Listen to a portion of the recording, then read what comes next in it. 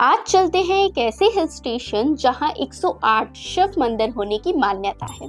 मैं बात कर रही हूं अंबोली घाट की। तो आइए सफर शुरू करते हैं।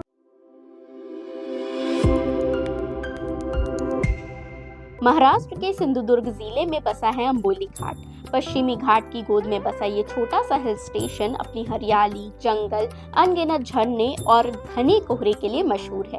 यहाँ बादल इतने करीब लगते हैं मानो छू लो तो हाथ गीला हो जाए। कहा जाता है अंबोली महाराष्ट्र का सबसे रेन रिच इलाका है। यहाँ हर साल औसतन 7 मीटर से भी ज्यादा बारिश होती है। मानसून के महीनों में तो पूरा घाट धुंध की चादर ओढ़ लेता है। लेकिन सिर्फ सुंदरता ही नहीं, अंबोली अपने रहस्यों के लिए भी जाना जाता है। स्थानीय किंवदंती कहती है कि इस घाट में और उसके आसपास 108 शिव मंदिर है, जिनमें से कई आज तक खोजे नहीं गए हैं। कुछ मंदिर घने जंगलों में छिपे हैं तो कुछ वक्त के साथ मिट्टी में समा गए।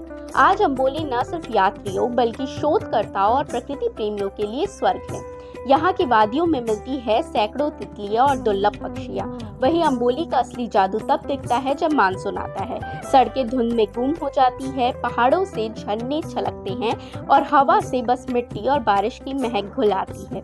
अंबोली वाटरफॉल, सनसेट पॉइंट और महादेवगढ़ जैसे दृश्य स्थल हर यात्री के कैमरे और दिल दोनों में बस जाते हैं। यहाँ रहने के लिए छोटे छोटे होम स्टे और व्यू पॉइंट वाले रिजॉर्ट भी मिल जाते हैं। और यहाँ आने का सबसे अच्छा समय है अक्टूबर से फरवरी, जब बारिश थम चुकी होती है पर हरियाली तब भी जिंदा रहती है। तो क्या आप यहाँ गए हैं? कमेंट करके जरूर बताइएगा। और वीडियो अच्छी लगी हो तो लाइक करें और हमारे चैनल सीजी भास्कर को फॉलो एंड सब्सक्राइब करना ना भूलें।